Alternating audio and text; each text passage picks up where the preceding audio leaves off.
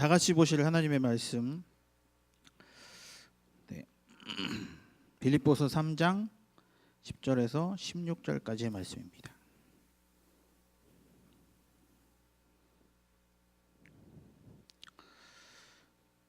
빌립보서 3장 10절에서 16절까지의 말씀.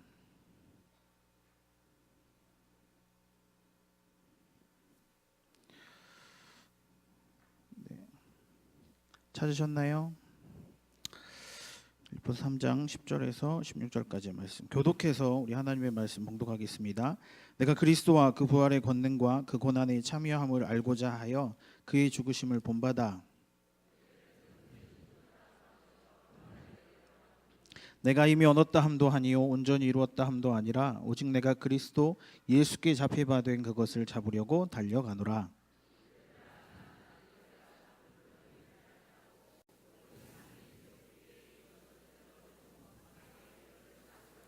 표대를 향하여 그리스도 예수 안에서 하나님이 위에서 부르신 부름의 상을 위하여 달려가노라.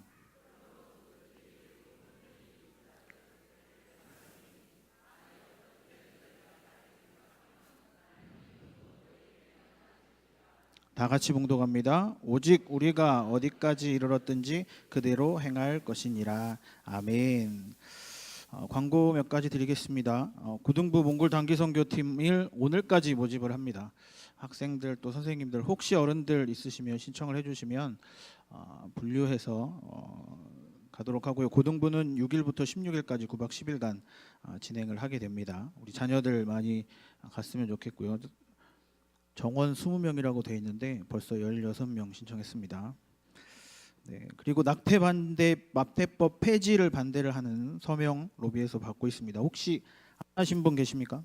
손 다 하셨습니까? 감사합니다. 네, 안 하신 분 꼭 나가면서 해주시면 감사하겠습니다.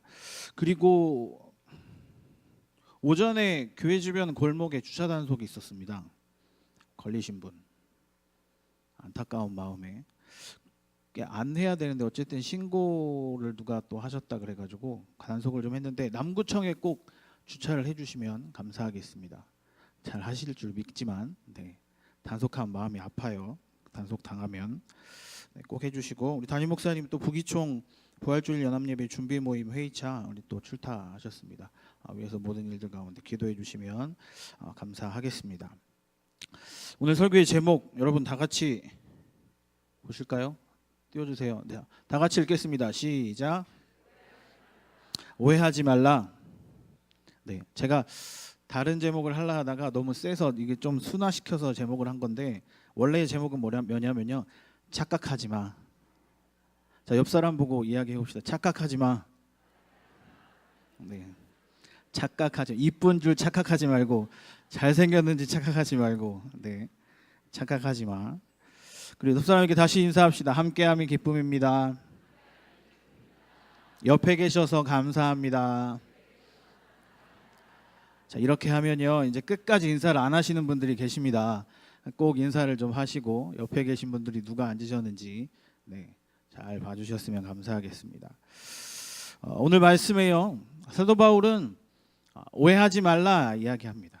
말씀드렸다시피 착각하지 마라고 이야기하는 거예요. 오늘 성경 본문으로 보자면 그러면 여러분 우리가 오해하고 있는 것은 무엇일까요? 우리가 오해하고 있는 것. 자, 12절 13절에 보면 이렇게 이야기합니다. 내가 이미 얻었다 함도 아니요 온전히 이루었다 함도 아니요. 13절 형제들아 나는 아직 내가 잡은 줄로 여기지 아니하고 뭐냐면요 완전하지 않다는 거예요. 여러분 내가 가졌다고 해서 그것이 진짜 내 손 안에 있고 내 주머니에 있는 것입니까? 물론 그럴 수 있죠. 제 주머니에 돈이 있는데 안 드려요. 안 드려. 제 돈이에요. 누가 주신 거. 내 주머니에 있으면 내 것이죠. 그런데 성경에서 이야기하는 것 잡았다 함도 아니요 가졌다 함도 아니요 얻었다 함도 아니요 온전히 이루었다 함도 아니라. 사도 바울은 어떤 사람이었죠? 특별히 이 성경이 쓰여질 빌립보서 당시의 일들은 여러분 옥중서신이 뭐죠? 앱, 빌, 골. 에베소서, 빌립보, 골로새서 세 개인데 이 빌립보서 감옥에 갇혀서 쓴 성경이에요. 감옥에 갇혀서 이미 얻었다 함도 아니요 온전히 이루었다 함도 아니요 네가 가진 것처럼 아까 설교의 제목 뭐라고 이야기했죠? 착각하지 마. 착각하지 마. 가진 것처럼 착각하지 마라고 사도 바울은 이야기하고 있는 거죠. 사도 바울은 왜 이런 얘기를 했을까요? 자, 사람들은 완전히 이루었다라고 생각해서 내 주변에 있는 모든 것들을 완성되었다, 잘 이루어졌다, 아니하며 살아나가는 사람들이 있죠. 특별히 예수님의 시대에 그런 일들을 아주 잘했던 사람들이 있었어요. 누굴까요? 바리새인들이에요. 자신이 완전하다고 모든 것을 이루었다고 다 가졌다고 생각하는 사람들, 그 사람들이 바로 바리새인이었다라는 거죠. 그래서 내 주변에 있는 것들이 아주 완벽하게 견고히 탄탄하게 만들어졌다고 생각을 해서 그것을 부수고 그것을 없애기 위해 오신 예수 그리스도를 잡아 죽이길 다짐한 사람들이 바로 바리새인이었다라는 것이죠. 그리고 제사장들. 그리고 그들이 완전함과 온전함을 회복하기 위해서 갖고 있는 것을 증명하기 위해서 외식했어요. 외식이 밖에 나가서 밥 먹는 게 아니에요. 무슨 얘기죠? 내가 거짓으로 내 모습을 만들어내는 거예요. 쉽게 말하면 가면 써서 사람들에게 알려주는 거예요. 내 속은 썩어져 가고 있는데 나는 힘든데 나는 어려운데 사람들에게 웃으면서 사람들에게 좋은 모습 보이기 위해 외식한다라는 거죠. 보이는 것만 중시하는 일에 대해서 많은 일들이 나타나요. 권위적인 모습들, 또 저들과 아주 가난한 사람들이나 아주 천민의 의식을 가진 사람들에게 난 저들과 달라라고 하면서 아주 선택받은 사람처럼 살아가는 사람들. 이스라엘 백성들이 그랬다라는 것이죠. 그리고 바리새인들과 제사장들, 서기관들이 그렇게 했어요. 그리고 헌금을 할 때 내가 이만큼 헌금한다라고 하면서 아주 묵직한 소리가 나는 쿵소리가 나는 그만큼 많이 동전으로 바꾸어서 헌금을 하는 그런 아주 외식된 그런 모습들. 여러분들이 그러신다는 건 아니고요. 내가 이만큼 헌신하고 있다, 내가 이만큼 봉사하고 있다, 내가 이만큼 티내면서 일하고 있다라는 것. 왜? 나는 완성되어서 그 일들을 잘 지켜 살아나간다고 이야기하고 있기 때문에. 우리가 그렇게 사역하고 있고 그렇게 살고 있진 않은지 우리는 잘 생각을 해봐야 된다는 거죠. 군대에 있을 때 별일이 다 있었다 그랬잖아요. 군대에 있을 때 제가 상병을 달고 독수리 훈련이라고 훈련이 있어요. 그 훈련을 시작했을 때 일이었어요. 독수리 훈련이 뭐냐면 미군하고 같이 합동해서 훈련을 하는 건데 전면전이라 함은 휴전선에서 북한군이 쳐들어 내려오는 거고 국지도발이라고 혹시 아십니까? 국지도발이라는 것은 소나기가 내리는 것처럼 정해진 장소에 북한군이 헬리콥터나 배를 타고 들어와서 우리나라의 영토에 침범하는 거예요.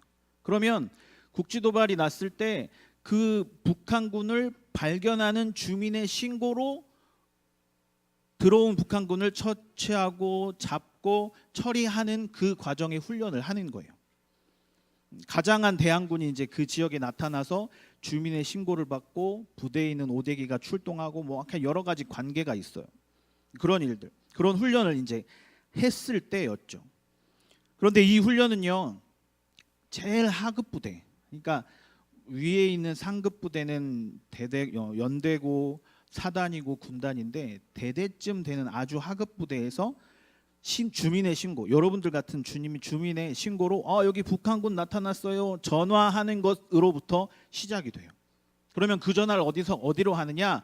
대대 상황실로 하게 되어 있어요. 그래서 대대 상황실로 그 전화를 받고 얼마나 상급 부대까지 그 상황을 전달을 하느냐 시간을 체크하는 거예요. 제가 상병이었다 그랬죠. 그때 당시에 우리 부대에 제가 상황병이었는데 정보장교도 초임이었고 통신장교도 초임이었고 제가 그래도 상황실에서는 고참이라고 이야기하는 상황이었어요. 그래서 그 훈련이 시작되었는데 그 상황이 걸리면 상황실 안이 굉장히 어수선하고 쑥대밭이 돼요. 그리고 그 통신 대기하고 상황판에 막 기록하고 여러 가지 일들이 아주 급박하게 진행이 돼요. 그런 상황 가운데 제가 그 일들을 끌어나가야 되는 상황이 되었어요. 훈련을 받고 전화를 받고 그 상황을 상급 부대에 전파하고 여러 가지 일들을 하고 있는데 훈련인지라 대대장이 그 현장에 나가 있었죠. 그런데 그때의 상황 장교가 대대장이 나가 있으니까 그 다음 밑에 있는 장교가 이제 부대대장인데 소령, 그 사람이 와서 갑자기 딱 들어오면서 하는 말이 이정규, 그러니 딱 부르는 거예요. 네, 상병 이정규. 그랬더니 엎드려 뻗쳐 그러는 거예요. 저는요 그 상황을 아직도 기억하는데, 훈련을 해야 하고 이 훈련을 잘하지 못하면 우리 부대가 깨지고 힘들고 어렵다는 상황을 알아요. 그런데 부대대장이 갑자기 나한테 와서 나를 부르고 엎드려 뻗치라는 거예요. 굉장히 억울했어요. 그때 전장에 나가 있던 대대장과 장교들이 저를 찾기 시작했어요. 이정규 어디냐고. 빨리 불러다가 이거 상황 조치해야지. 이정규 어디냐고. 부대대장 나갔다고 하라고, 없다고 하라고. 1시간 동안 엎드려 뻗쳐 있었어요. 왜 그랬을까요? 왜? 만들어낸 얘기 아니에요. 실제 있었던 일이에요. 왜 그 부대장이 들어와서 나보고 엎드려 뻗쳐 하고 있었으라고 했을까? 완전 황당했거든요. 그래서 어쨌든 상황이 잘 수습되어서 훈련이 맞춰졌어요. 1시간 동안 엎드려 뻗쳐 있었으니까 아무것도 할 수 없었어요, 저는. 그러면서 부대장이 1시간 정도 지나니까 일어나 하면서 하는 말이 뭐라고 했냐면, 네가 없어도 잘 돌아가지. 네가 없어도 이 상황 잘 이겨낼 수 있었지. 그만큼 제가 초급 장교들, 다른 상황병들, 현재의 상황을 굉장히 교만하게 해결을 하려 했던 거죠. 그 상황을 본 부대장이 들어와서 네가 없어도 이 상황 잘 이겨낼 수 있지? 라고 이야기를 하는 거죠. 엎드려 있었을 때는 진짜 억울했어요. 초임 장교들 무시하고 티내면서 나 이런 거 할 줄 안다고 막 자랑하면서, 물론 그러진 않았겠지만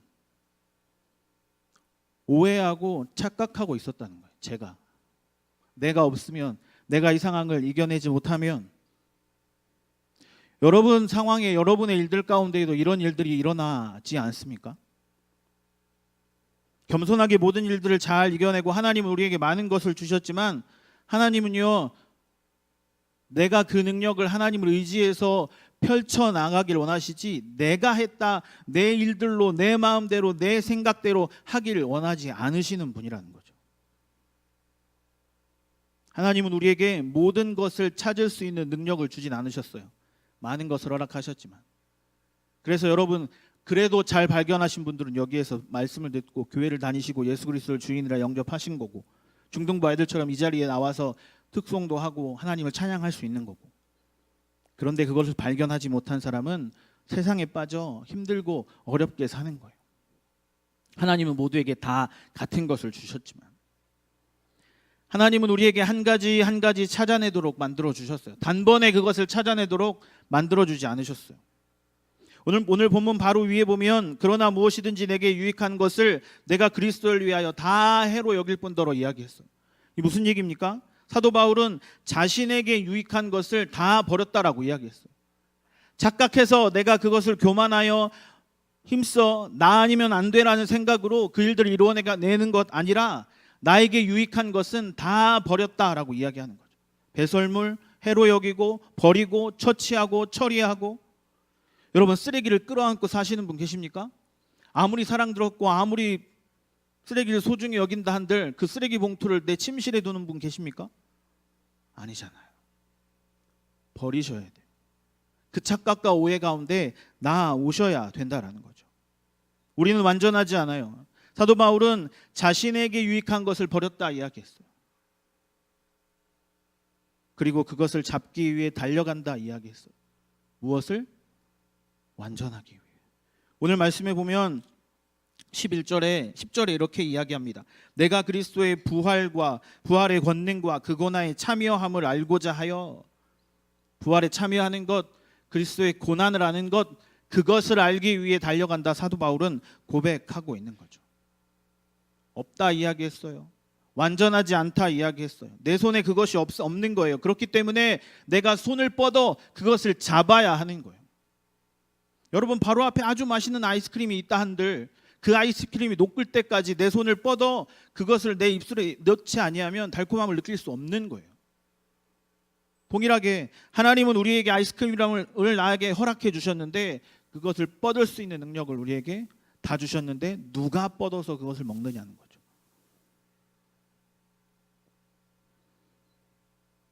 고등부 아이들과 상담을 하게 되면 아이들이 미래에 대해서 걱정을 참 많이 합니다. 목사님 어떻게 해야 될까요? 내가 사는 의미가 없어요. 실제 그렇게 이야기해요. 내가 왜 사는지 모르겠어요. 대다수의 고등학생들 그래요. 목표를 가지고 내가 무엇을 하겠다라는 사람들은 진짜 극소수예요. 그럼 이야기하는 거죠. 너는 아직 완전하지 않아. 너의 삶은 아직 완전하지 않아. 찾아가는 과정일 뿐이야. 너무 어려워하지 마. 근데 그것 때문에 고민하는 친구들이 참 많다라는 거죠. 불완전한다라는 거예요. 사도 바울도 이야기하잖아요. 불완전하고 내 손에 없는 것이고 13절 내가 이미 그것들 얻었다 생각하지 않습니다 라고 이야기하는 거죠. 그러면서 13절에 사도 바울은 이렇게 이야기합니다. 13절 다 같이 봉독해 볼까요? 3장 13절 시작. 형제들아 나는 아직 내가 잡은 줄로 여기지 아니하고 오직 한 일 즉 뒤에 있는 것은 잊어버리고 앞에 있는 것을 잡으려고. 14절 부름의 상을 얻으려고 달려간다. 우리는 달려가야 할 사람이에요. 그럼 어디로 가야 됩니까? 달려가야 하는데 어디로 가야 됩니까? 이쪽? 이쪽? 여러분 운동회 때 달리기 해보셨죠? 거꾸로 가는 사람이 있던가요? 앞을 향해 달려가야 돼. 꼬린 지점을 향해 달려가야 돼. 그 방향을 하나님은 우리에게 알려주셨고 사도 바울은 그 일들 부름의 상을 얻으려고 달려가는 그 방향을 사도 바울은 우리에게 알려주고 싶은 거예요. 힘써 달려가야 할 사람들. 그러면서 오해하지 마, 착각하지 마라는 일을 이야기하는 거죠. 왜? 가진 것처럼. 우리는 열심히 좀 출발선 안에 서서 땅 하면 달려나가야 되는데 나는 이미 끝났어 하면서 달려가지 않는 사람들. 그럼 어떻게 될까요? 꼴찌예요. 사도 바울은요 개인적인 소망이 하나 있었어요. 성경의 전체 대부분 신약 성경의 대다수에 나오는 그 소망은 무엇이냐면 예수님과 개인적인 만남을 간절히 원했어요. 예수님이 나를 만나주시고 내 삶과 내 일들 가운데 주관하시도록 그런 소망이 있었어요. 그리고 예수님께서 부활하심으로 하나님으로 받았던 그 부활의 능력을 가지길 원했어요. 그 바람이 로마서 6장 5절에 나와요. 만일 우리가 그의 죽으심과 같은 모양으로 연합한 자가 되었으면 또한 그의 부활과 같은 모양으로 연합한 자가 되리라. 사도 바울은 소망했어요. 예수님의 부활이 나에게 있기를 소망했어요. 그런데 그것이 사도 바울의 진짜 숨이 끊어지는 죽음에서의 부활이 아니라 여러분 잘 알고 계시죠? 어떤 부활이죠?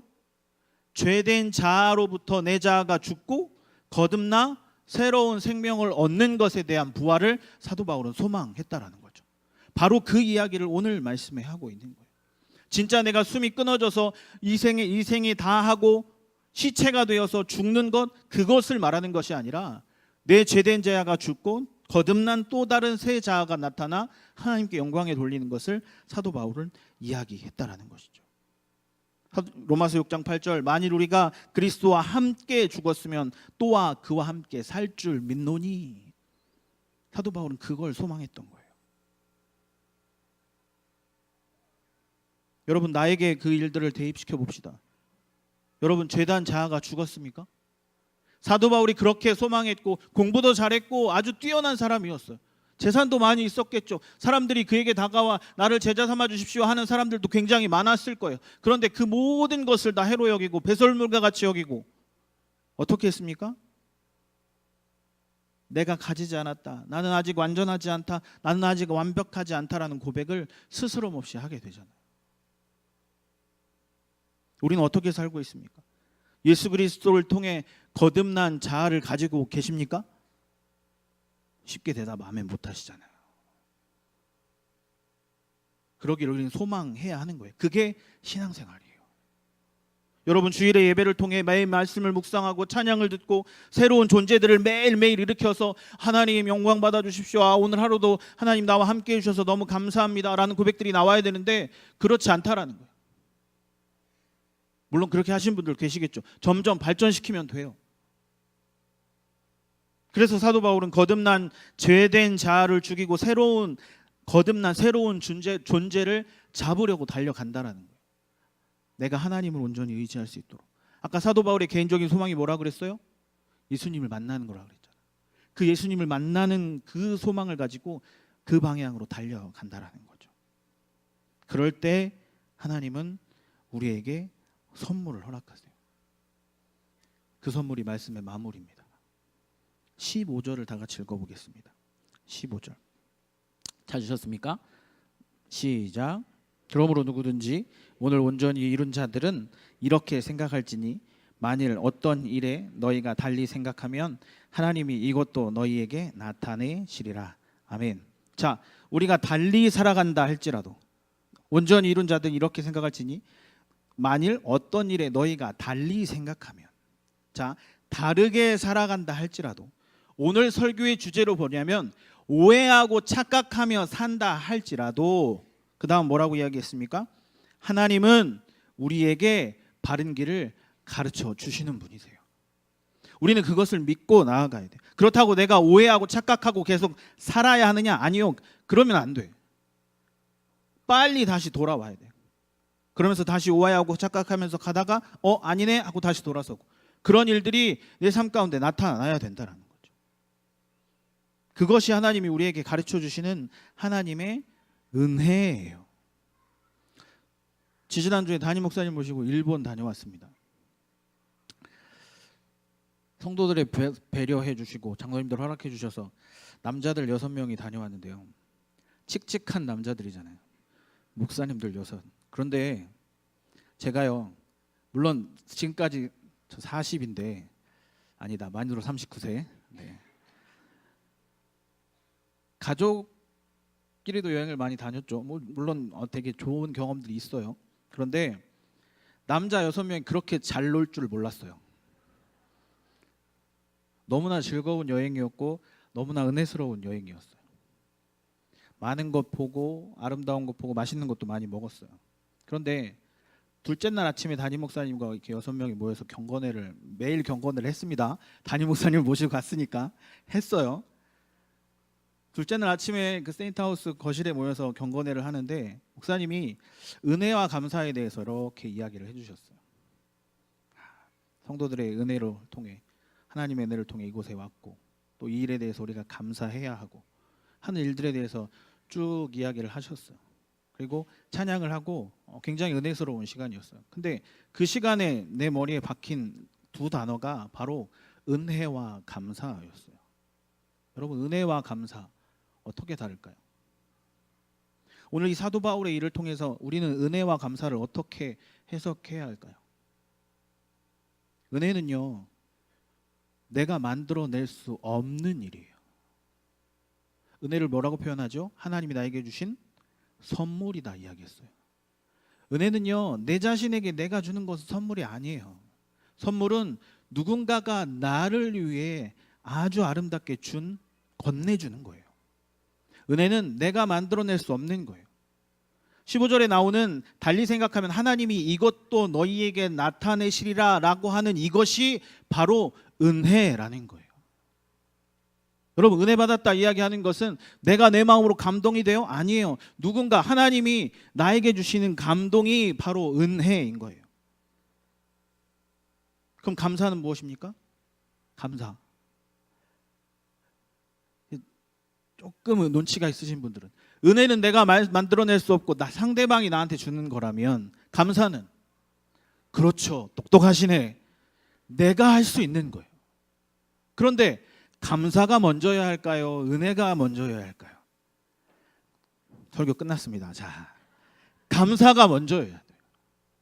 자, 사도 바울이 내게 유익한 것을 버렸다 이야기했어요. 자, 유익하다는 것은 뭡니까? 돈이고요, 명예고요, 다른 사람이 나를 존경하는 일들이고요. 그것들 때문에 감사의 조건이 돼요. 그렇잖아요. 하나님, 나에게 많은 재정을 허락하셔서 감사합니다. 내가 좋은 자리에 있게 해주셔서 감사합니다. 감사의 조건이 돼요. 근데 그 감사를 사도 바울은 버렸다라는 거예요. 똑같이 우리 삶 가운데에도 감사의 일들이 나타나는데 그것을 버릴 때 하나님은 우리에게 은혜를 허락해 주시는 거예요. 사도 바울이 그 진리를 우리에게 알려주고 있는 거죠.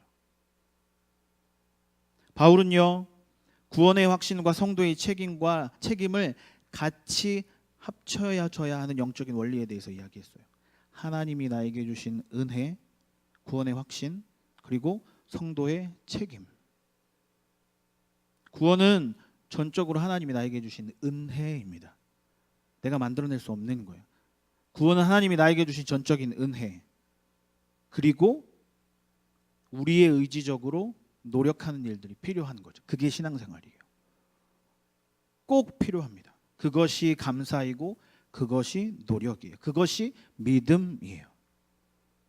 예수님이 우리를 잡으셨지만, 생각해 보세요. 예수님이 우리의 손을 잡으셨지만 그 잡힌 손을 또한 내 쪽에서도 잡으려는 노력을 우리는 쉬지 말아야 돼요. 놓치진 않아요. 그런데 나도 잡아야 돼요.